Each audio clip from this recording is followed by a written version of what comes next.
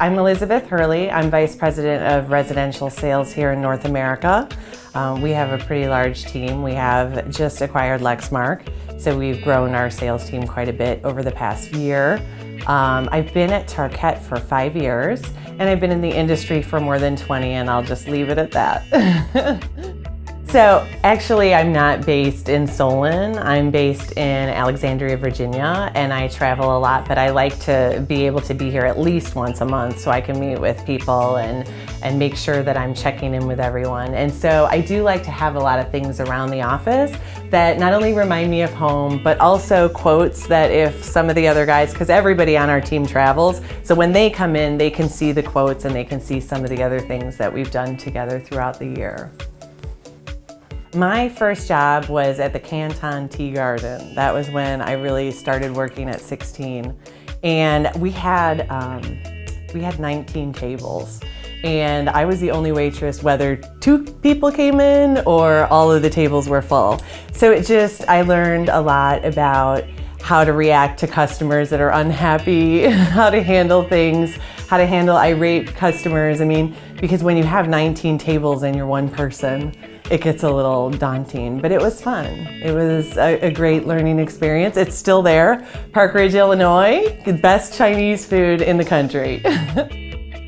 So the most significant transition that I've made in my career is definitely going from sales into a leadership role. I think that that's just a very different situation, and while you may have leadership traits that have helped people decide that you should make that transition, it doesn't necessarily mean that you have all the skills. So one thing that was really just poignant for me was to take a course. It was called Bud to Boss.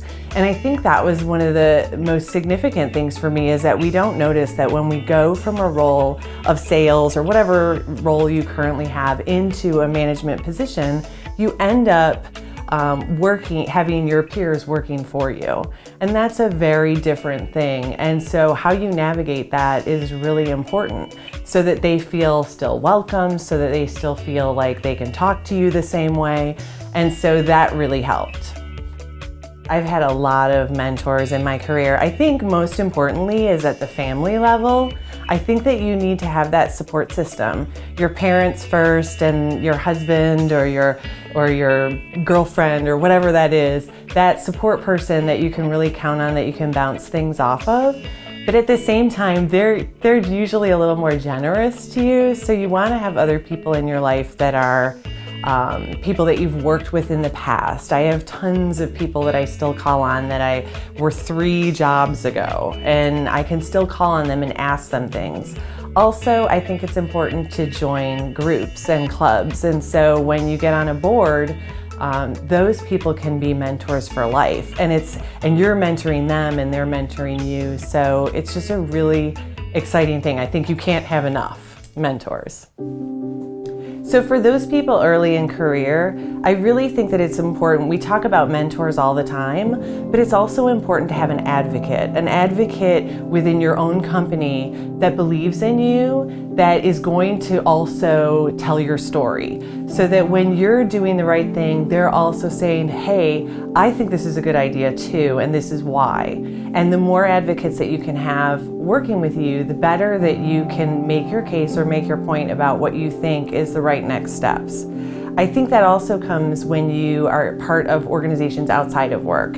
I think when you're only thinking about work and you're not joining other organizations, you don't get as much perspective. You can get totally different perspectives from being on a board. And then you can also grow in the ranks on the board and end up being in charge, and that just shows your leadership capabilities. And it's kind of like a practice run.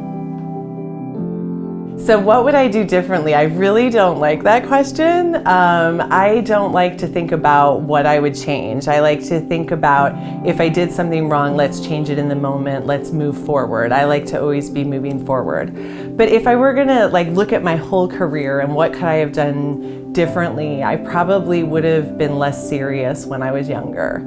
I think that I thought that everything was just the most serious thing in the world, and I think I could have been a little less about that and a little more risk taker. I've always been a little bit of a risk for results person, but at the same time, I feel like when I was younger, I was always worried about what other people thought.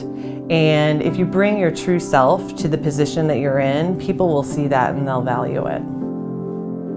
I think it's really great that Tarkett shares the 7 leadership traits with the teams, and from the time you start, you're looking at those traits and how can I utilize those in my career. So I think that's really important. Risk for results has just always been part of my personality, and kindness to customers. I mean, people, I think when I started at the Canton Tea Garden, which I said was my first job, I had customers that would say to me, you know, you should be either in sales or a flight attendant. So apparently I didn't go down the flight attendant route, although I do spend that much time in airplanes.